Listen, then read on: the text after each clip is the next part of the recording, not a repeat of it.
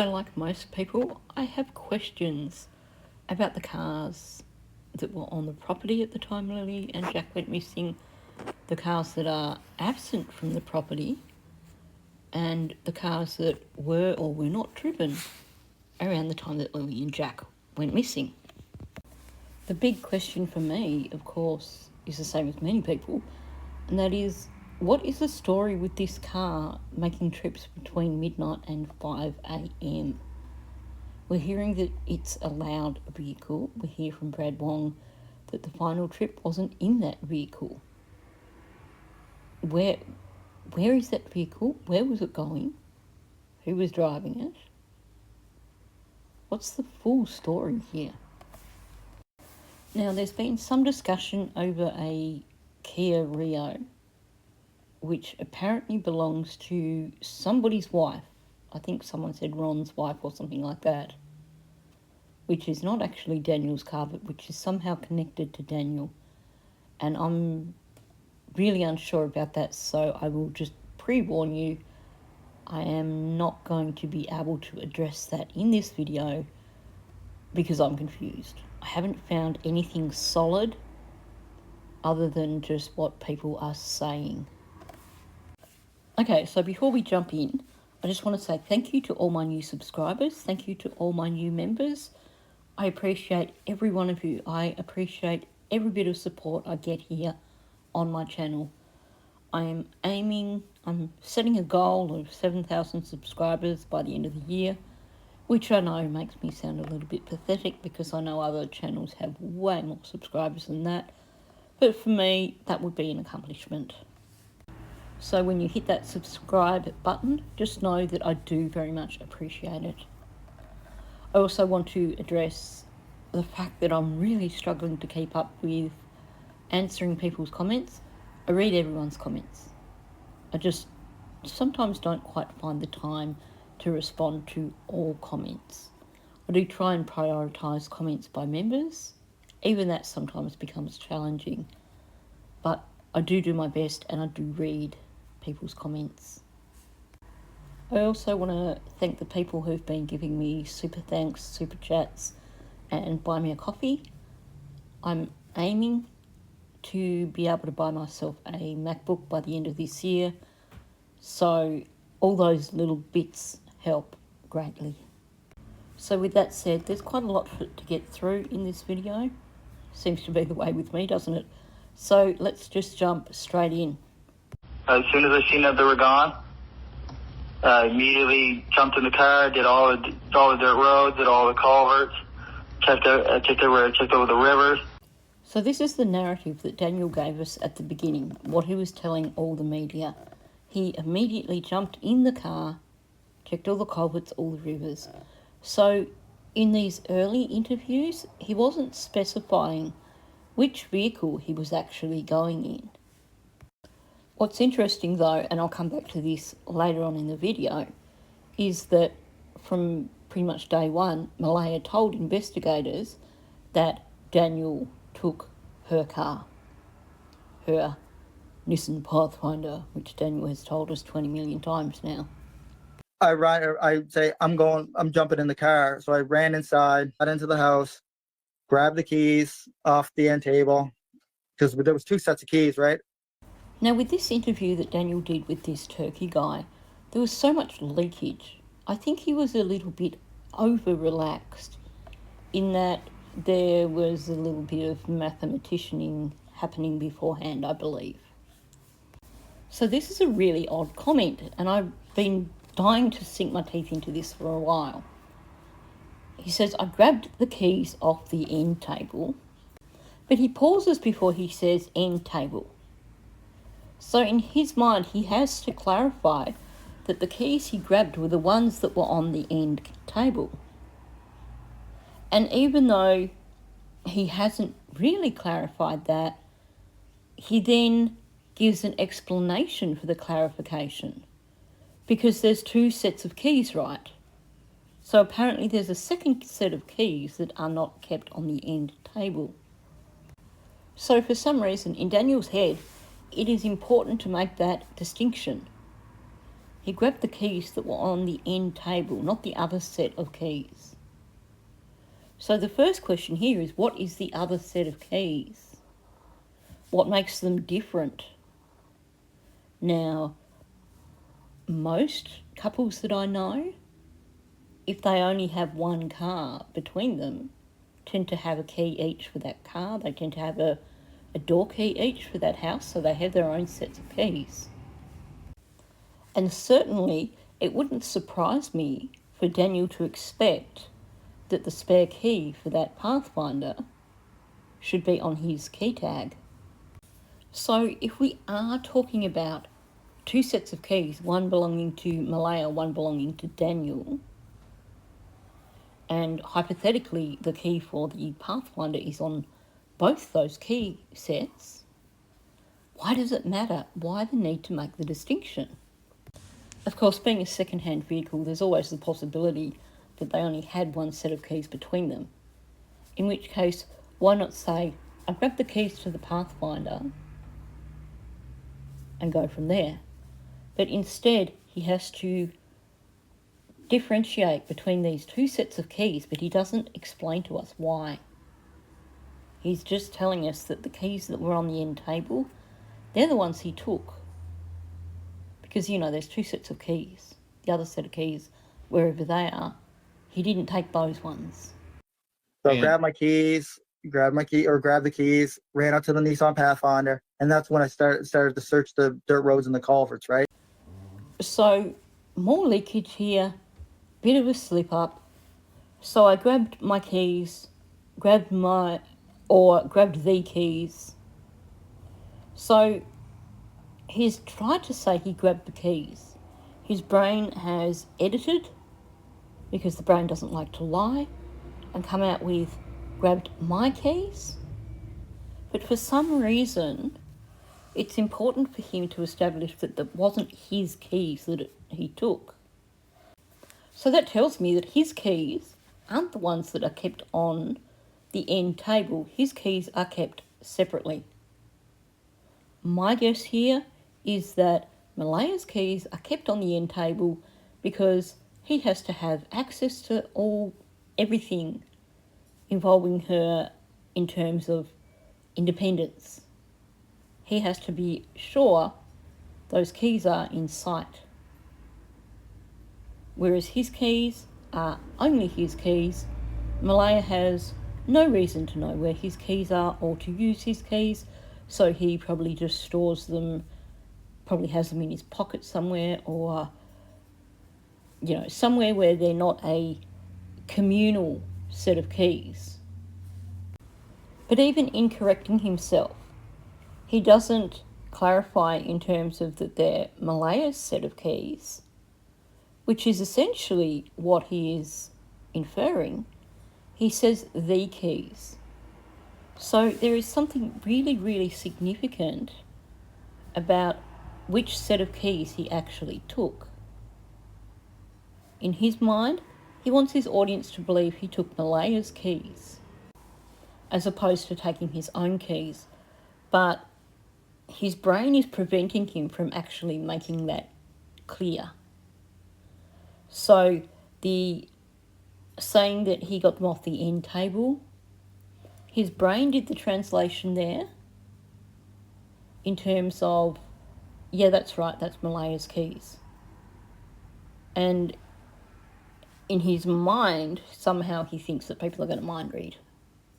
I don't think that's quite the case, but the point is, because the thought process while he's saying that he got the keys off the end table is, in his brain, the thought process is he needs to clarify that that's the set of keys he took, which is why he then adds in, because there are two sets of keys. And then, because he's working so hard to try and avoid mentioning this other set of keys, he continues to slip up. So he says he grabbed his keys, and then when he tries to correct himself, the brain throws out exactly the same thing again, and then we get or grabbed the keys. From the way he's talking, in his mind, he thinks he's clarified to the audience that the set of keys he took was Malehya's keys. But we're none the wiser. The only way we can tell that this is probably what he's talking about is by breaking it down. Him mentioning that there's 2 sets of keys, well, there's only 2 of them living in the house, and him having to correct himself when he keeps trying to say my keys and trying to change it to the keys. I'm just going to put a pin in that for now and come back to that later in terms of why the need to differentiate. So I went up Lansdowne Road, and I already told investigators this, but that blanket was not there in that tree. So in previous interviews, first of all, he didn't clarify what car he was in. But secondly, he never really clarified where he went. He just spoke about driving all the dirt roads and checking all the culverts and all the blah, blah, blah. In here, he is being specific. He went up Lansdowne Road. The reason he's done this, of course, is to push the whole blanket was planted narrative. He is trying to frame Hayley and that and say they planted the blanket. Because, well, I drove up Lansdowne Road and I didn't see the blanket then. Now, I pointed this out before, but if you are the driver of the vehicle, then you are not on the very edge of the road. You're in the centre of the road. The passenger side of your car is on the edge of the road. Doesn't matter whether you're in Australia or Canada or America. That's just how it works. It's just that you drive on different sides of the road and the steering wheel is on a different side. So aside from the somewhat obvious fact that we shouldn't be believing something about whether a bit of evidence was there or not from a person who appears to be number one suspect in the case, but also if he's being truthful here and he did drive up Lansdowne Road, then there is also that possibility that because he was in the driver's seat, he may not have been in the right position in the vehicle to see the blanket in the first place. But that's not what I'm talking about in this video. I wanted in this video to just use this audio to point out that he is now saying that he drove up Lansdowne Road. Now, if this is truthful, I think the reason why this has come out now, as opposed to mentioning it earlier when he was just talking about driving around dirt roads and checking culverts and stuff, is because this is most likely one of those instances where Daniel didn't want the audience to know where he'd been in the vehicle on that day. But then he forgot that side of it because he wanted to push the blanket narrative, so he blurted out that he drove up Lansdowne Road. The fact that he didn't mention it before and then blurts it out because it's him trying to push the blanket wasn't there narrative before, either it's made up or there's a good reason why he didn't want people to know that he drove up Lansdowne Road before. Now, there's a question here that I've not heard anybody ask, and that is, they claim these children don't wander. Well, sometimes they claim they don't wander, other times they do. But for the most part, they've claimed the children aren't prone to wander. They've claimed that they will only go through the woods as far as the little forts. And at the very beginning of the search, they told the RCMP the children wouldn't have gone over the road. Logically, if the children aren't going to cross that road, they're not going to go walking along that road to Lansdowne Road and then walk all the way up Lansdowne Road. Are they going to go up over the back and along the pipeline to Lansdowne Road? Also somewhat unlikely. It just seems like an odd choice of location to search straight away. Not only that, but we have this narrative from Janie that usually she goes into town with her brother Ron on a Friday morning. And yet apparently nobody thought to just ring Ron and say, when you drove down Lansdowne Road, did you happen to see the children? Nobody thought to ring Earl and say, can you just run up and down Lansdowne Road? just in case the children are, for some bizarre reason, wandering along the road. It's just a straight out, Daniel goes and drives across to Lansdowne Road, drives up Lansdowne Road. And the thing that is interesting about this, which was something that was pointed out by Justin on Clutch Them Pearls, is that this is the same route that's been described by the witnesses in terms of the overnight vehicle. And I believe that there's an earlier version of this account of driving to Lansdowne Road and driving up and down. I believe that Justin actually went through an earlier account of this where Daniel actually even said that he turned at the railway lines. I am not familiar with that, but I did hear Justin talking about it on his live quite some time ago. Justin's theory on this is that this is leakage and that he's actually talking about the trip that he made through the night, not talking about when he went searching for the children, or allegedly went searching for the children. I have a different take on that, which I will come back to. And were you at the house when they arrived?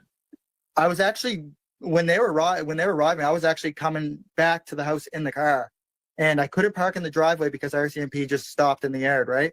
Okay. Because they were just starting to walk down and talk to Malehya. So what I did is I parked the white Nissan Pathfinder, because that's the car Malehya owns, the 2017 Nissan white Pathfinder, and I parked over on the right-hand side of the marsh, going toward Lansdowne Road. There's a marsh that's right beside the house there. There's a little driveway that's right beside it. It's about 100 feet from the house. Okay. Go around here? Yeah, that's actually the marsh, and there's a little driveway right on the left-hand side right there, yep. That's where I parked in the white Nissan Pathfinder. Sorry, Daniel, I didn't quite catch that. Which vehicle was it that you parked there in? Oh, in the white Nissan Pathfinder. He really has to make sure that we know that when he parked by the side of the marsh there, that it was in the white Nissan Pathfinder. But what he said was really interesting, because he says, basically, when they were arriving, I was coming back to the house in the car, couldn't park in the driveway, blah, blah, blah. So I parked the white Nissan Pathfinder. And then you get lizard lips. When you say, I mean this, that's because you've just misspoke and said something different. So I could tell you I had spinach and feta tortellini for lunch and then go, no, sorry, I mean spinach and feta ravioli. When you say I mean, it's because you've just said one thing and now you are saying, here is my correction. But he didn't say anything that he needed to correct. He just said, I parked the. And then he said, I mean the white Nissan Pathfinder. This is an interesting bit of leakage, because it seems like his brain has slammed on the brakes before he could say what he was going to say. And he's got himself so rattled over the fact that he nearly said the wrong thing that he came out with, I mean. So in here, the I mean isn't actually intended for the audience, it's intended for him. Oh, don't say that, I mean to say this. In his head, the full sentence has been formed. I parked this particular vehicle here. Or actually, no, I didn't. I mean, I parked the white Nissan Pathfinder here. And then he doubles down. He describes the location, and then he says, that's where I parked in the white Nissan Pathfinder. So he's making sure that we all know that the vehicle that he parked in that location was the white Nissan Pathfinder. Between the need to clarify exactly which set of keys he grabbed and the need to clarify that the vehicle he was driving was the white Nissan Pathfinder, that suggests to me that there is a second vehicle involved here. A second vehicle that he is bending over backwards to avoid mentioning. I'm not going to hypothesise on that just yet. I'm going to come back to that. But the big question here, he says that he couldn't park in the driveway because the RCMP just stopped in the yard. Well, the yard to me would be, if I'm looking at this driveway here, that would be that spot like where that silver gold vehicle is parked behind the woodpile. But here's the thing. Why would you park all the way over on the other side of the marsh when there's plenty of room to park along the side of the road? And if they were parked in the yard, then they're not blocking the actual driveway. So he could have gone up the driveway, he could have gone and tucked in next to that broken down vehicle, or like I said, he could have parked on the road. Clearly there's plenty of room to park on the road. In this photo you can see someone has done that. And I mean, even if there's 3 or 4 vehicles parked along the side of the road down there, that's still got to be closer access to the house than all the way over there on the other side of the marsh. So why park there? That is just something that is a little bit odd. And yes, I will come back to that also. Now, was this the vehicle that went with Malehya? Like, I think it was towed later. Yeah, it was actually towed by Commander of Operations. The guy's name is Josh. And he was actually pretty pissed about where they left it. They left it right at the bottom of Lansdowne Road when they left. Okay, so suddenly there's a lot of grooming behaviours going on. As he starts saying it, he brushes his hair back, which, you know, why? Because your hair's not moving, Daniel. And then as he's saying when they left, he's grooming his beard. And what's interesting about that is that he's almost covering his mouth. This is definitely someone being creative with the truth. First of all, he talks about the Commander of Operations, whose name is Josh. Now, correct me if I'm wrong, but I was under the impression that it was Staff Sergeant Curtis McKinnon who was actually in charge of the whole thing. As for why leaving it at the bottom of Lansdowne Road would be a concern, now if you're talking literally at the bottom of Lansdowne Road, as in still on Lansdowne Road, then yes, it would be in the way. Even though the RCMP were based on Lansdowne Station Road, certainly if you were to leave a vehicle at the bottom of Lansdowne Road here, you wouldn't be parked off the road completely. So it would be a hazard. Although to me, I could also consider this little bit just past the train lines there as still essentially being at the bottom of Lansdowne Road, just, you know, still on Gerlock Road, but at the bottom of Lansdowne Road. Does he mean that spot? Because then it's actually off the road. But he's saying here they left it at the bottom of Lansdowne Road when they left. Who exactly is they? We know that Malehya wasn't out searching it at all. She stayed on the property the whole time up until the debrief, and then she left with her mother. So it seems that he is referring to Malehya's family when they left. They left the vehicle there at the bottom of Lansdowne Road. What he's trying to imply here is that they had use of this vehicle. They were the ones that put it there at the bottom of Lansdowne Road. I'm going to come back to that. See, and so Yeah. So he was pretty pissed about it. He said what he said is that goddamn fucking vehicle's always in the way of the search vehicles, right? So he said he's like, I had it towed out of here. It was White River Towing or something like that. okay. Yeah, he wasn't happy about where it was left because they use that road quite a bit. So he's saying here that it was in the way of the search vehicles. And yeah, if it was at the bottom of Lansdowne Road, maybe it was in a not so great location. But I'm going to put a pin in that. I'm going to discuss that a little bit more later in this video. But he says it was White River Towing or something like that. And after he says something like that, you get the lizard lips.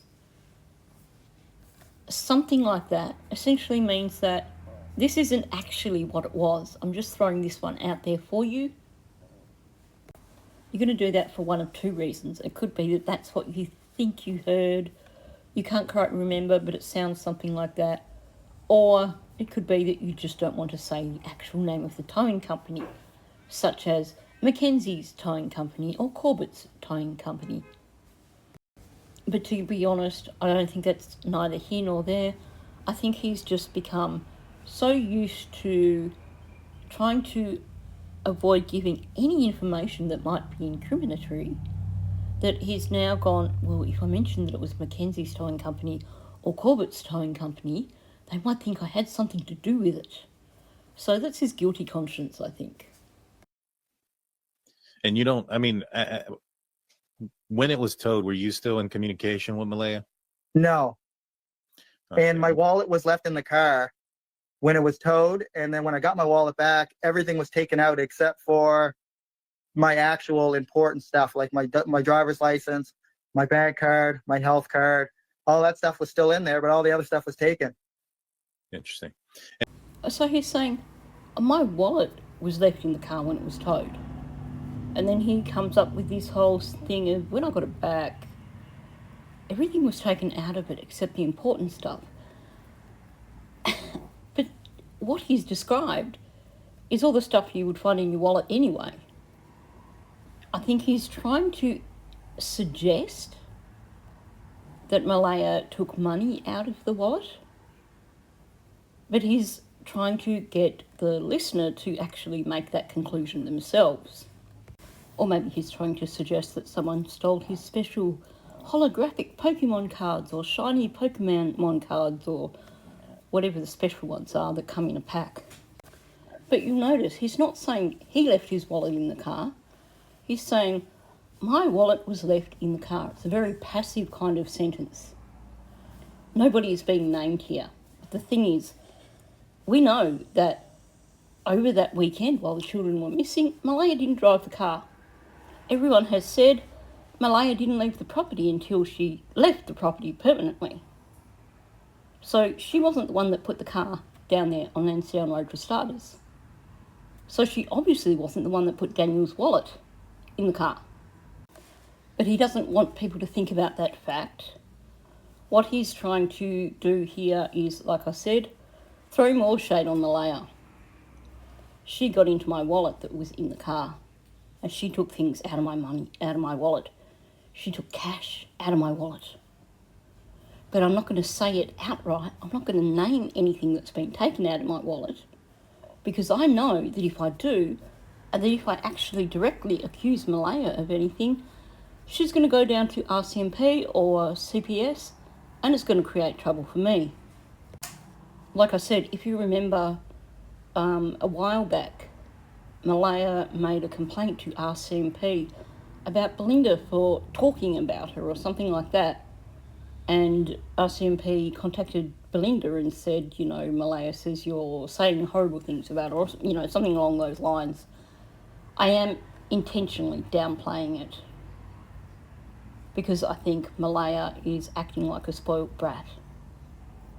But I suspect that when Belinda got a phone call from RCMP saying, Malehya is saying you are talking about her, that Daniel probably got the same.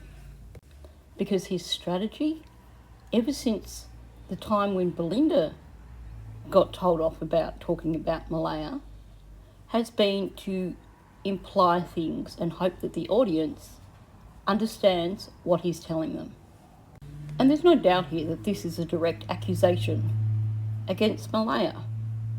Because where would the car get towed to? It got towed back to Malehya. He's leaving that part out as well because he wants people to think that it got impounded. And you even hear Logan trying to push that until she realises that she's saying that in front of Haley, who knows the truth. But he's basically leading us to the point where, hey, I'm taking you this far as to mention that when Malehya took delivery of her vehicle, my wallet was in there. When my wallet was returned, things were missing. But he's not going to say it explicitly because he knows that he'll get into trouble for saying something like that. Anyway, that's not hugely significant for what I'm trying to talk about in this video. so I won't dwell on that too much. Just the issue here is that the vehicle was left by someone at the bottom of Lansdowne Road and then was towed away. Well, I'll ask you this: did they search your other vehicles on the property? I'm not totally sure. For the first couple of days, like I wasn't at the house, but I imagine they did. Okay. The original question was, do you know if they searched Malehya's vehicle, which he said no. And then the question was, did they search the other vehicles that were on the property? And he's like, well, I wasn't there for the first couple of days, but I'd imagine they did. And then you get the lizard lips. Now, I want to point out that when he was saying this, he was quite nonchalant. I'd imagine they did. I'm not bothered by that. I'll come back to that also. At any point that first day, did they question you guys at all, as far as maybe perhaps? Yeah, I involved? actually sat in my mother's vehicle, and Commander of Operations came down from the command center, and me and him sat in there. So what's significant about what he just said here? He's just been asked, did they interview you on the first day? And he says, yes, we sat in my mother's vehicle. Not in his vehicle, not in Malehya's vehicle, but in his mother's vehicle.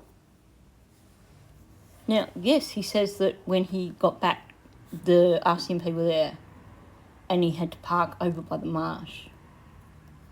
But wouldn't you think that as people started going out and searching, that you would then move the vehicle? Especially given that he claims he was out searching all day. Didn't you use the vehicle to search? So what he's telling us here is that at that point in time that there was not a vehicle there other than Janie's vehicle, in my opinion. Maybe it was because that was done straight after he got back from parking that vehicle down by the marsh. But it is just worthy of note that he's talking about this instance when he was interviewed. It was done so in Janie's vehicle. Or not, but I believe this person has mentioned a couple of things. One of the things mentions is that he heard a vehicle driving around at 5 a.m. Or at some point, a 5-speed vehicle. Is there a vehicle that has visited you? Maybe not that night, but in other nights, maybe they're confused about the night that they heard this. Have you ever had a late night visitor with a loud vehicle? No, I don't know anybody with the 5-speed other than my brother. And my brother has a wife and a family, so he's not driving out there in the middle of the night. And is it like a vehicle that's loud? No, it's a brand new Subaru. Oh, okay. And so, and it's not customized or anything either, so there's no loud exhaust or anything like that. Just like a normal vehicle. And yeah. I really would like to know what the real story is there with Justin. Because, as you know, Malehya told Belinda that Justin was staying in Janie's RV. And we heard talk early on in the case too that Justin was having marriage trouble, which would explain why he was staying in Janie's RV. But everyone is so careful to avoid talking about anything to do with Justin. Now, it frustrates me that this Turkey guy seems to be coaching Daniel here. I would rather hear someone, if you are interviewing someone that is connected to a case, just give them open-ended questions. Don't give them prompts to help them come up with an answer that's going to give them an alibi. What does that achieve? Anyway, little rant there. So we get the whole thing of, well, have you had a late night visitor with a loud vehicle? And Daniel goes to, no, I don't know anybody with 5-speed other than my brother. So he actually avoids talking about a loud vehicle here. He just says he doesn't know anybody with a 5-speed other than his brother, who's a family man, so why would he be driving around in the middle of the night? What bugs me about this is that neither of them address the possibility of it being Daniel's vehicle. The question that this Turkey guy has given him plausible deniability, Because he's saying, do you know anyone with a 5-speed vehicle or a loud vehicle? So Daniel doesn't have to say, oh yeah, that's my vehicle that's loud. Because that doesn't come into play here at all. And Daniel does avoid that very skillfully. Go on to talk about, oh, his brother's got a 5-speed vehicle. But then, and this is the bit that I find really curious. First of all, he says it's not loud, it's a brand new Subaru. So that's leakage to me. That's him saying, yeah, that loud vehicle, it's an older vehicle. Like an older Subaru. And then I suspect that he's realised what he's just done by saying, oh no, it's not loud because it's brand new, meaning that it hasn't got any issues that's going to make it sound loud. So he then goes with, oh, not customised or anything either, so no loud exhaust or anything like that. The pause before he says that, the fact that he is so desperate to say that he butts in over the turkey guy, definitely tells me that he's suddenly realising that the bit where he said it's not loud because it's brand new, he suddenly realised, oh, that's a bit of a giveaway, saying that, yeah, no, it's an older vehicle that's making that noise. Now, I'm going to play 2 Janie comments back to back. I will make a comment on the first one before I play the second one, but there's a reason why I want to play these 2 together. There's an old road up back. When I got up to the top of the hill, I met Daniel. And I said to him, I said, did you find them? He said, no. He said, you coming with me? I said, no. I said, I'm going to search this area. So in this instance, she refers to this old road up the back, and she's like, when I got up there, I met Daniel, and he asked me, are you coming with me? A few odd things about this. First of all, when you say you met someone, it makes it sound like it's prearranged. I went up and I met Daniel at the top of the hill, like we had organised. And you also get that odd comment from her, did you find them? Well, does it look like he found them? Like, it just is a ridiculous question to ask. Because if he was on the road, up the top of the hill, obviously still searching, then no, he didn't find them. So I think that is a made-up conversation. But the point about this, what she's saying here, she doesn't go into a lot of detail here in terms of when she met Daniel or ran into Daniel at the top of the hill, if he was in a vehicle, if he was walking, how he got there, what he was doing up there. So now we get the retelling. This is when she told it for her Facebook friends. After that, as I said, I came in, got my boots on, and I went up the hill, and I met Daniel, as I said, up the top of the old road just above my RV. So if you look at the map, or the aerial view of my place, I don't know if it shows you or not, but if you look at an aerial map of it, you will see an old road just up the top of the hill here. So when I get up at the top of the hill, I seen Daniel, and I asked him if he found the kids yet. He was in the vehicle, in Malehya's vehicle, and he said no. And he asked me if I was going with him. I said no. I said I'm going to search this area here. So again, we get the I met Daniel, which again makes me think that this was a prearranged thing. One of my theories that I've had for a long time is that this may not necessarily be talking about the morning that the children went missing, but it may be talking about the night before, and that she maybe met Daniel at the top of the hill because her and Justin carried a child each up that hill. That's pure speculation. But it's just interesting that she's like, I met Daniel. That's not for this video anyway, and that's something that is just based on that. So, well, based on the carrying Jack through the woods, based on something about dragging him. But that's not for this video. What we get though is that she gives a really clear description of what she's talking about in terms of the road, so there's no confusion. And then she says he was in the vehicle, in Malehya's vehicle.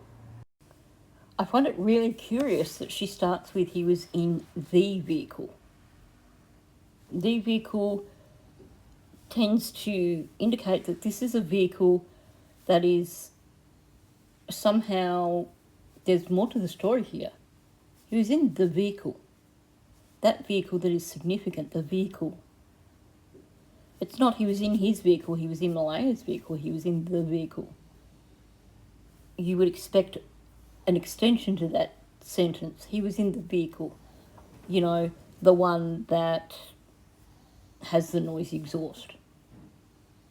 I just threw that in, but you know what I mean. And she has to correct herself and say, in Malehya's vehicle. Why is it that Janie and Daniel are working so hard to convince everyone that everything Daniel was doing was in Malehya's vehicle? Now, there's two interesting points in that statement. One, that Janie is establishing here that Daniel was driving up that road, up the back, up behind her property. The other is her insistence on Daniel was driving Malehya's vehicle, after saying he was driving the vehicle. I would like to know what the vehicle is and why it is significant enough to refer to it as the vehicle rather than his vehicle or Malehya's vehicle. I do think that this could also be another indication of Janie once again getting her timelines all confused, and her talking about walking up to the old road up the back could actually be talking about Thursday evening. So I played that clip before where Daniel was talking about Malehya's vehicle being left on Lansdowne Road and saying that this Josh, who is potentially imaginary because I would expect to hear him talking about Curtis McKinnon, he's saying he was annoyed because they left it at the bottom of Lansdowne Road. My question was, well, who is they? Because we know that Malehya wouldn't have driven that vehicle over the weekend. She didn't go anywhere. So is he throwing accusations at Malehya's family? Because it seems like he's the only person that would have driven that vehicle. And I think the next bit of audio explains that for us. So, but then something changed and we were at the briefing. Her mother said something to her, and then I had to take everything out of my car and put it in her mother's car. And like I said, she had this whole plan, like she was going to drive her car into my house and she was going to, and then the plan changed. I'm going to take the car to my mother's, like I'm going with my mother. Well, she didn't even come back for the car. Okay, so before I address what Logan said here, we need to take a step back in time and go through what actually happened around that time. There was the altercation at the end of the driveway. And then directly after that, Malehya and Daniel had a briefing. And that was at the old community hall. It wasn't on the property, it was at the old community hall. Now, it seems that Cindy must have driven Malehya along there. And during that briefing, something went down. Malehya ended up sitting in an ambulance, and then she left from there with Cindy. Now, it seems that before the altercation on the driveway was when some arrangement had been made in terms of Logan taking Meadow to her place, inviting Malehya to go with her, and then it all changed and Malehya decided she was going with Cindy. Now, we only have Logan's word for that last part of it in terms of how that happened. So all we know is that there was an altercation at the end of the driveway. They went to the briefing along the road. Malehya left with Cindy. She did not collect her car. So it's interesting here that Logan is saying that she had loaded Malehya's stuff into her car and the baby's stuff into her car, and then things changed and she had to unload it all from her car. So that first of all suggests that obviously Malehya's car still wasn't accessible for Malehya, because otherwise Malehya would have just put the stuff in her car. She would have had Meadow's seat in her car, so it would have been easy enough for her to just load Meadow and her stuff into the car and drive herself. So she must be leaving part of the arrangement out here. And I suspect that part of the arrangement was, given that she's saying that she was going to drive her car to Logan's place, I'm guessing part of the arrangement was that Malehya was supposed to collect her car from along Lansdowne Road. Now Logan starts to say something else. She says she was going to, and she gets the "t" out, and then she says, and then the plan changed. And then she's like, and she said, I'm going to take my car to my mother's. I'm going with my mother.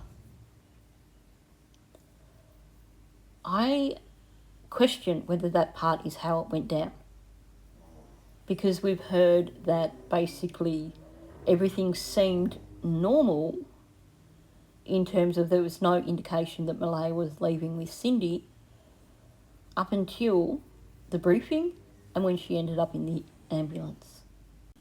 Unless Logan was at the briefing also, and there was a bit of a tug of war going on there. I suspect, though, that the situation here, in terms of Malehya not collecting her own car and driving her own car, involves a panic attack. Because from what we're hearing, it sounds like that's what went down in the ambulance. Malehya had some sort of meltdown in the ambulance. She was probably not capable of driving. So the arrangement would have been made for someone else to collect her car. So let's listen to some more audio. Like, the search and rescue had her car towed to wherever she was because they left the car. That's how much of a hurry that was to leave. Logan's done the same as Daniel here and said they left the car as opposed to Malehya left the car.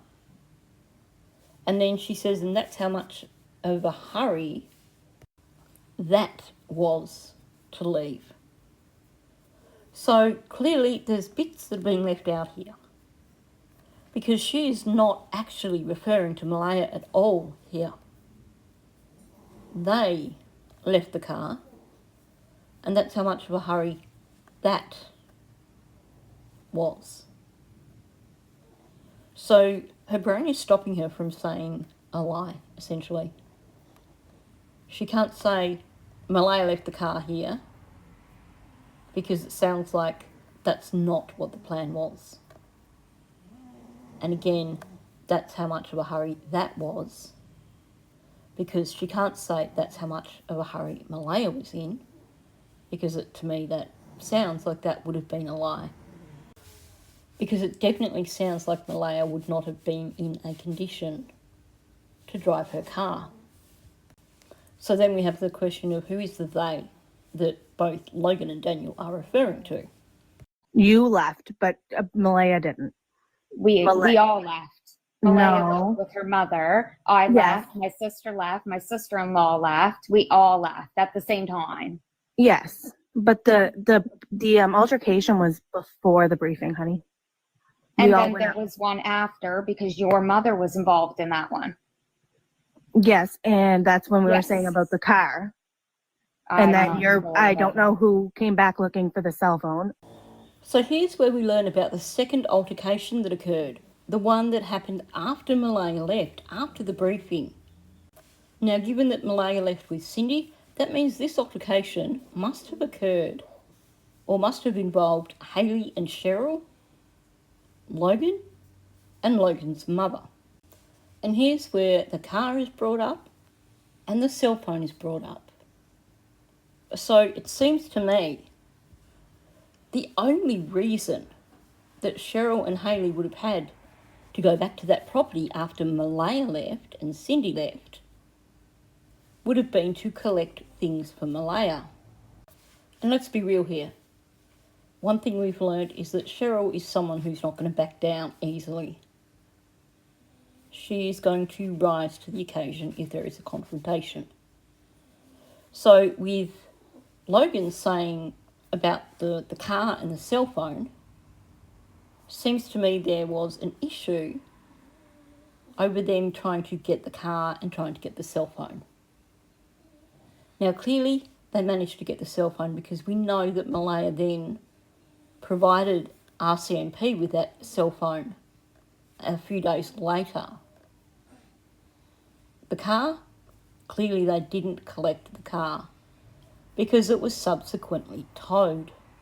So Cheryl and Daniel both saying they left the car, they're clearly referring to Cheryl and Hayley. But here's the thing. I think we have learnt enough about Cheryl now to know that this is someone who's not going to take no for an answer easily.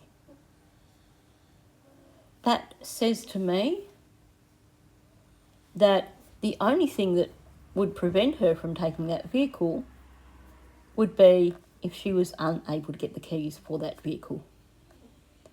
And that would be a typical coercive control thing. Malehya's just left. Daniel needs to regain control somehow. What does he do? You're not getting the car keys. Go away. I'm not even going to tell you where they are. I suspect that's what that actual altercation was about. Logan and her mother chimed in on it, and it probably reached a point where Cheryl and that just went, okay, we've got the cell phone, we're not going to get the car. But what's important here is it makes it pretty damn clear that none of these people drove Malehya's car. Otherwise, it wouldn't have had to have been towed. They would have got the keys, they would have collected it, they would have delivered it to Malehya. So the car was left on Lansdowne Road by Daniel. That's the only logical answer to all this. And presumably, from what Logan was saying, the arrangement was that Malehya was going to collect the car when she went with Logan, when her and Meadow went with Logan. That went out the window, so it seems that Cheryl and Hayley and that were supposed to collect Malehya's car. There was some sort of altercation, and in discussing this altercation here, the two things that get brought up are the cell phone and the vehicle, which definitely suggests that that's at least part of the altercation. So I think that what we are looking at here is a situation where Daniel has tried to reassert control over Malehya by denying her access to her vehicle. Saying to Cheryl and Hayley, yep, no, I haven't got the keys.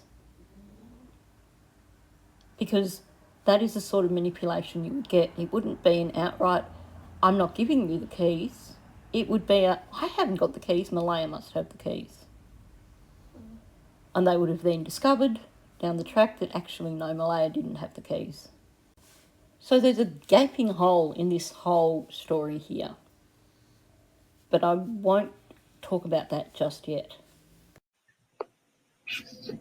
But you guys were supposed to come back for Malehya's car and you guys didn't. Nobody took Malehya's car and it got repoed by the the search and rescue guy got it towed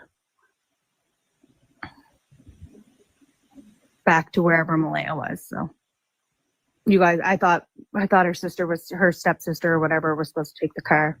That was after the whole altercation because they were trying to get Malehya's grandmother out of the house because. So Cheryl's doubling down here on you were supposed to take the car. It got towed because you guys were supposed to take the car. Hayley was supposed to drive it. again, like I said, I can't see Cheryl as someone who's going to back down easily. So to me, the only reason the car was left there was because they were denied the keys. Most likely, they were told by Daniel, I don't have the keys. I don't know where they are. Malehya must have them. Just your typical coercive control, making sure that since Malehya has just taken off and left him and taken Meadow, he's going to punish her by making sure she can't have her car. Now, like I said, I'm going to come back and address the big gaping hole in this whole story shortly, but I want to have a look at what statement Daniel made with relation to this car when he spoke to RCMP and what Malehya said when she spoke to RCMP. So both his statements, his early statements to the RCMP, he doesn't mention the fact that he was driving Malehya's vehicle. He just says he got in the car and drove around, and then he took the car and went to look around. So in these statements, there's no mention of the fact that he happened to be driving Malehya's vehicle. There's no mention of where he went when he was driving the vehicle. I'll dig into that just a little bit more after going through Malehya's statement. So Malehya actually in her statement did say to them that he took her Nissan Pathfinder to go look for them in the woods. So you have Daniel on one hand just referring to he took the vehicle. Malehya referring to he took her Nissan Pathfinder. So why did Daniel originally not mention which vehicle he was driving and then later on go overboard to emphasise that he was driving Malehya's white Nissan Pathfinder? He almost sounded like Rain Man in a few instances there, where he was just really hammering down the thing that it was Malehya's white Nissan Pathfinder. I think for starters, there is that coercive control thing where basically anything that belongs to Malehya belongs to him anyway. So when he was talking to RCMP, he didn't feel the need to qualify and say it was her Nissan Pathfinder because in his mind, because they were a couple, it was his vehicle. Doesn't matter that she bought it, they're a couple, so it stops being her vehicle in his mind. Now, I don't know if this is the first vehicle that Malehya has owned that's been her own. I did ask Belinda some time back, did Malehya have her own vehicle when she was with Cody? And she said no, she would borrow Paddy's car if she needed to go somewhere. So it is quite possible this Pathfinder is Malehya's first vehicle, which Paddy bought for her. She didn't suddenly get good at saving money and buy it for herself. So I think the importance here for Malehya is to emphasise that it's her vehicle. He took her vehicle. So in Malehya's case, her emphasising that he took her vehicle, I think just shows us her sense of ownership over this vehicle and the sense that she actually wasn't necessarily okay with him treating it like it was his own. That, however, isn't hugely important here. I just want to show you that Malehya has confirmed that at some point in the morning, he did take her Nissan Pathfinder. So the question arises, if Daniel was driving Malehya's Pathfinder on the Friday morning while he was searching for the children, why did it end up being parked on Lansdowne Road? If he parked it there, which is what it seems, how did he then get back to the house? Now, yes, from the house to Lansdowne Road, that's probably, only half a kilometre? But why would you bother dumping it half a kilometre away and then walking back? Because presumably at the time when he put it there, he didn't know Malehya was going to leave. So, just why? Why leave it on Lansdowne Road? I will come back to that later. Okay, it's time to address Brad Wong and Justin Smith. So we all know this pretty well, so I'm not going to go through all of it. But we know that from his property, Brad Wong can actually see, because he's a higher elevation, he can see Gellock Road, or 1407. So he's mentioning that he heard a loud vehicle coming and going from around 1407, and this was in the early hours of May the 2nd. And in his statement he said the vehicle left 3 or 4 times after midnight and into the early hours of the morning. He said the vehicle would drive off in the distance.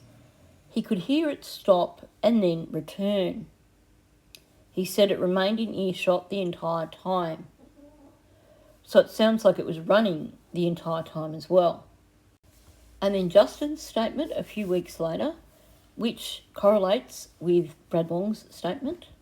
And I just want to remind people, Justin made contact with the RCMP on the 2nd of May with regards to vehicles on 289. It doesn't seem like that it would have been about something different, given that he then comes forward with this account. So, looking at point B, he said that around 1:30 a.m. he heard a car on Highway 289 turn around by the railroad tracks near the area of Gellock Road and Lansdowne Station Road. It made noise, then went quiet. The vehicle was quiet for about 2 minutes, then drove towards Legg Road. And then he claims that he spoke with Brad Wong, who informed him that Daniel's vehicle came and went 5 or 6 times that night. Wong said the car Smith heard was Daniel. And I don't dispute that. Because, I've said this before, when you live in a rural area, you do get to know all the local vehicles. You know the sound of every single local vehicle. So, if Brad Wong believes that that's the vehicle that he heard, especially given that he could see it going up and down the driveway at Gellock Road, then I believe that. Now, people are carrying on and saying, well, this isn't what he told the RCMP. We are only seeing a little bit in the documents about what Brad Wong said. We are seeing the condensed version of what he told the RCMP. So we don't know if this is what he told the RCMP or not. But here we have, during one of Sonny's live streams, Brad Wong clarified things. He said he left his driveway 4 times, came back 4 times in total. The last time was not with a loud vehicle. So he returned to the property the 4th time with a different vehicle. It wasn't his vehicle. Now, the usual crowd are doing their best to try and discredit Brad Wong. But here's what we know. Daniel was driving Malehya's vehicle Friday morning. Even Malehya says that. Janie feels the need to emphasise it when she's talking to her Facebook friends. Daniel, for some reason, feels the need to emphasise it when he's talking to people. So it seems that perhaps the reason why he was driving Malehya's vehicle was because Friday morning his vehicle wasn't on the property. And what's interesting is that in none of those aerial shots from the first couple of days after the children went missing, none of those shots show us Daniel's vehicle anywhere on the property. Although they also don't show us Malehya's vehicle anywhere on the property. Thankfully, Globe and Mail gave us an explanation of this, which makes things very interesting. This is them talking about that overnight visit between the 2nd and the 3rd of May, and it was something like 3 a.m. in the morning or something, when RCMP turned up at Earl's place to search it and to question him. And here we have an account from the Globe and Mail where they say Earl guided police into the yard to old campers and a derelict log cabin filled with junk, and to Daniel's older model black sedan in need of repairs he couldn't afford. So this is really interesting. You have Brad Wong saying that when Daniel returned the final time, he returned in a different vehicle, not his own vehicle. And we have the Globe and Mail saying that RCMP, when they went to Earl's property, Daniel's vehicle was there. It's an old sedan that's he couldn't afford repairs, so it was parked at Earl's place. Now, what makes that interesting especially is the fact that there was that dead car on the driveway from the time that the children were reported missing right up until now. There was in the latest lot of news articles or news footage, I think it was CBC put a drone over the property again, and that dead vehicle is still in the driveway. Not only that, now alongside it in the driveway is Janie's crashed vehicle. So they had room in that driveway for 2 vehicles that weren't running, but yet conveniently, at the time that the children were missing, while the investigation was going on, Daniel's vehicle, which apparently didn't run, was parked at Earl's place. But that fits in really well with what Brad Wong has told us, that Daniel came back in a different vehicle. Now, unfortunately, there's no footage from the media from May the 2nd. That's a real shame, because it would have been interesting to see what vehicles were on that property or in the vicinity of that property on the 2nd of May. But from the images that we do have, there doesn't seem to be an unaccounted vehicle for there. Janie's vehicle's there, Daniel's vehicle isn't there, Malehya's vehicle isn't there. But then you have these other vehicles that appear to belong to people who are there to help them out. They're not vehicles that have been parked in spots that are regular parking spots for someone. So what do I mean by that? If Daniel still had whatever the vehicle was that he had brought back to the property, then he would have parked it, just without thinking about it, he would have parked it where he would normally park his own vehicle. So it seems that the vehicle that was brought back in the early hours of Friday morning must have been collected at some time. Now, there's a few different possibilities for this. One is, we know there was these phone calls between Janie and Ron. At one point, Janie has told us there was like a 6 a.m. phone call between Janie and Ron. Is the reason why Daniel took Malehya's vehicle, not Janie's vehicle, because Janie had to go and collect Ron or Earl so they could pick up whichever vehicle it was that Daniel had brought back in the early hours of the morning? Or is that why Daniel's first trip was out to Lansdowne Road? Because we know he went all the way up. Did he go and collect Earl so Earl could collect his car? But we still have the problem of Malehya's vehicle winding up on Lansdowne Road. Why did it get left there? So when Daniel was talking to the turkey guy, there was a lot of leakage. He spoke about, he said, so I grabbed my keys, I grabbed the keys. So he had to correct himself. He first said he grabbed his keys. And then when he's talking about coming back from searching around Lansdowne Road, he has to park next to the marsh,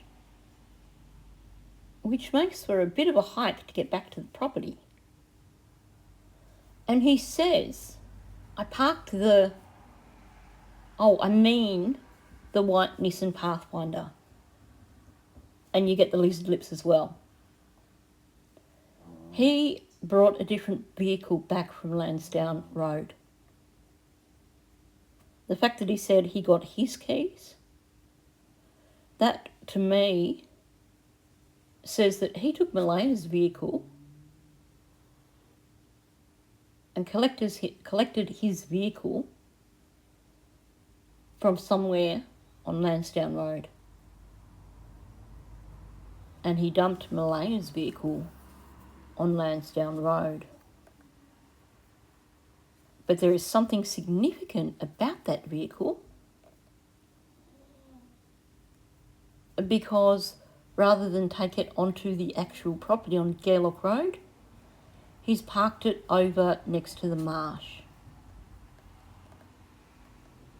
Because he started saying, I parked the white Nissan Pathfinder. Like I said, you don't say, oh, I mean this one. That means he was just about to say a different vehicle. So I suspect that the reason that Malehya's vehicle was left on Lansdowne Road was him collecting his vehicle. The only reason I could see for someone parking a vehicle in that location is because they don't want people looking at that particular vehicle. There's a reason why he didn't want the RCMP to see that vehicle. And if Malehya's vehicle ended up parked at the bottom of Lansdowne Road, does that mean that that's where his vehicle was originally left? Because according to the accounts that we have, that sounds like the meeting spot in terms of whatever was happening on the Thursday night. I'm wondering if both his Uncle Ron and Earl were involved in whatever this cover-up was. Or if maybe Justin was helping Daniel from the Gairloch Road end, and the reason why we only heard one vehicle come back was because they chose to leave Daniel's vehicle there for some reason. Maybe because there was damage to it or something, I don't know. But for some reason, there was a need not to return Daniel's vehicle to 1407 Gairloch Road, for it not to be seen by RCMP officers. It just seems to me that with Daniel saying that originally saying that he grabbed his keys, and then saying that he parked the vehicle, and then, the Nissan Pathfinder next to the marsh, that he did not bring Malehya's vehicle back that morning. He took Malehya's vehicle to Lansdowne Road for some reason, which just happens to be the same location that his vehicle was heard coming and going from, the same location that his vehicle did not return from the night before. And then whatever vehicle he's returned in on the Friday morning, he's felt the need to stash it over alongside the marsh as opposed to taking it onto the property. But we know that Daniel's vehicle then ended up at Earl's place. So we have Malehya's vehicle on the bottom of Lansdowne Road, Daniel driving a vehicle back to the property, which it doesn't sound like it was Malehya's vehicle, and then his vehicle ending up at Earl's place, and the story being that he didn't have the money to do repairs. It was broken down. So how does that work? Is that where Ron went and collected the ATV, and then they went searching on the ATV? Because he had to have driven to collect that ATV and then driven back to the property in the ATV. But then he still had to get back to his own home that evening. So that means he had to have driven out to his property twice and only brought the ATV back once. Is that how Daniel's vehicle ended up back at Earl's place? Was there a need to get his vehicle off the bottom of Lansdowne Road first thing Friday morning, and then they needed to make arrangements? Daniel wouldn't have cared about leaving Malehya's vehicle at the bottom of Lansdowne Road. But if there is something with his vehicle where he didn't want the RCMP to see it, then it would have made sense to have taken Malehya's vehicle, dump it where his vehicle was and collect his vehicle. Then park it by the marsh so it's still away from the RCMP but it's off the road. I think there's been some serious vehicle juggling going on here. And I think that serious vehicle juggling has involved Daniel, potentially his uncle Ron, who went and picked up the four-wheeler and brought it back, but then somehow got himself home. Seems to have involved Earl because Daniel's vehicle ended up at Earl's place. And potentially could it have also involved Justin? I think vehicle juggling has gone on. Malehya's vehicle has been seen as insignificant. They've just dumped it at the bottom of Lansdowne Road. Daniel's originally brought his vehicle back, parked it next to the marsh, out of the way, so that it wasn't so obviously visible on Lansdowne Road. And then someone has collected it and put it on Earl's property. And we know it was on Earl's property for the rest of the search. However, the day after the RCMP announced that they were scaling back the search, all of a sudden investigators were all gone from the area, searchers were all gone from the area. The detectives did go to the property again to talk to Daniel, and we have video footage of that thanks to the media. And in that video footage, surprise, surprise, this broken down vehicle of Daniel's on the 8th of May, when the search was scaled back, presto, suddenly Daniel's vehicle is back on the property. To me, that is suspicious as all. This vehicle was absent during the search. Malehya's vehicle was left down the bottom of Lansdowne Road. This vehicle was supposedly left at Earl's place because it was broken down and Daniel didn't have the money to fix it. And yet, as soon as all the investigators are gone, there it is, back in the driveway. The next question, though, is where did it go after this? Because Daniel no longer has this vehicle. It's been disposed of somehow, somewhere. I'd really like to know what happened to it. And I really hope that the RCMP have checked this vehicle out, because I feel that there could be something of evidentiary value with this vehicle, especially after seeing this brief clip where Earl, and it appears to be Justin, are walking into the house behind the detectives, and, well, just watch this.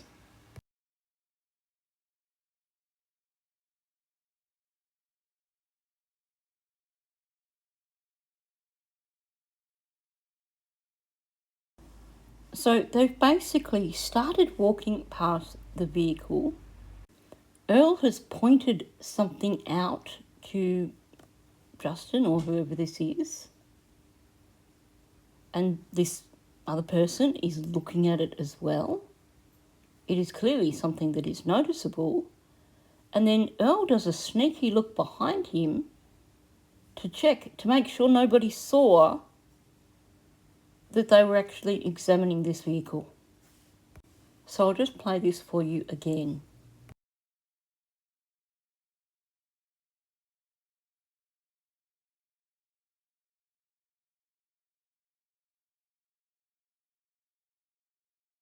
So what is the significance of this vehicle? Why is it that in the early hours of the Friday morning, we've been told that the final trip that Daniel made, or whoever was driving the vehicle made, was made in a vehicle that wasn't the loud vehicle? We're hearing Daniel talking about parking over alongside the marsh because RCMP had arrived. And he messes up and makes it sound like it was definitely not Malehya's vehicle that he returned in. You have Daniel's vehicle absent, supposedly on Earl's property, broken down, and he can't afford repairs. And then you have the search scaled back, and suddenly the vehicle is back on the property. And then the vehicle's gone completely. Now, what is interesting in terms of when the vehicle was on the property, this would have been the day after Brad Wong made his report to RCMP. So this visit from the RCMP that is caught by the media, did they ask him about what Brad Wong said? And was it at that point in time that Daniel decided to get rid of that vehicle? If they're saying it was at Earl's place because it needed repairs that Daniel could not afford, was it there to give the impression that it wasn't being driven? Is that why it ended up at Earl's? Is that why, if it was that vehicle that he brought back to the property on the Friday morning, that it was parked over at the marsh because it wasn't roadworthy? Maybe this looking at the side of the car in front of the camera has nothing to do with anything other than that there's a scratch on the side of it. Maybe it's just because this vehicle was not roadworthy. And if you've got a vehicle that's not roadworthy and you've got RCMP crawling over your property, then yeah, you probably are going to want to park it somewhere else. Could it be that this return trip that Brad Wong talks about was actually someone bringing Daniel back, and maybe whoever that was stopped there for a while, and so Brad Wong didn't see that vehicle leave again? So I guess the question is, do you think the reason for trying to keep that vehicle out of sight of the RCMP is just because it was not roadworthy? Or do you think there is some connection to the case? So from the August shot of Earl's property, there appears to be two black vehicles on the property. Is Daniel's vehicle still sitting at Earl's property, or has it been gotten rid of? Because we know that recently he bought a new vehicle. I think the only conclusion I can come to from all this is that none of this adds up. Daniel chose for some reason to leave Malehya's vehicle sitting on Lansdowne Road. When Daniel talks about coming back and the RCMP were there and parking next to the marsh, he sounds like that was not Malehya's vehicle. Why park next to the marsh when there would have been plenty of spots closer to the house, even if RCMP were parked in the driveway? There was still room on the road. I can't believe they would completely block the driveway because, for starters, they wouldn't know if there were other RCMP on their way. We know that the dog handlers were on the property at some point in time, so they would have been expecting more people to arrive. They wouldn't have blocked the driveway off. So the only reason to park all the way over there alongside the marsh would be because the vehicle you were driving, for some reason, you didn't want to drive it up to where there were RCMP officers. Why is it that Daniel's vehicle was absent from the property up until when the search was scaled back, and then you have this media footage showing his vehicle on the property again? But after that, there's no more sign of it, and there's no mention of it. I think I've probably raised more questions than I've given answers.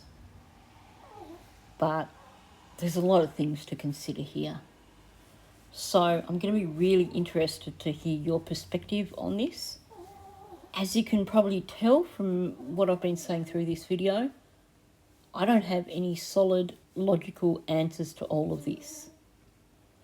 I have hypotheses based on what's been said by people, based on what we know, but there aren't any huge light bulb moments here where all the puzzle pieces fit into place.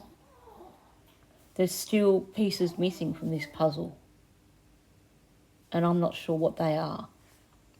The one thing I do know for certain is that the RCMP needs to get their forensic team to go over that vehicle with a fine-tooth comb. Maybe the reason at first for wanting to keep it out of sight was, like I said, it wasn't roadworthy. And then maybe after there were questions asked about this loud vehicle, after Brad Wong spoke to the RCMP, maybe after that Daniel decided to stick with the story of the vehicle was broken down. No, it wasn't my vehicle because it's broken down and it's at my father's place. And of course the question then is the vehicle still at Earl's place or has it been disposed of? So I apologise if I've just caused even more confusion here. But I thought there was a lot of questions that needed to be asked here. There was a lot of things that needed to be looked at. Maybe someone's picked up on the missing connection that I've missed here, because there's definitely missing puzzle pieces. I'm certainly looking forward to reading your comments on this video to see if one of you guys has made connections better than what I have. So on that note, thanks for listening. If you are new to my channel, please subscribe. I'm trying to reach 7,000 subscribers by the end of this year. Also, please hit that like button. Let's get this video out there into the algorithm. And of course, please leave a comment below. So thank you, and I'll catch you in the next one.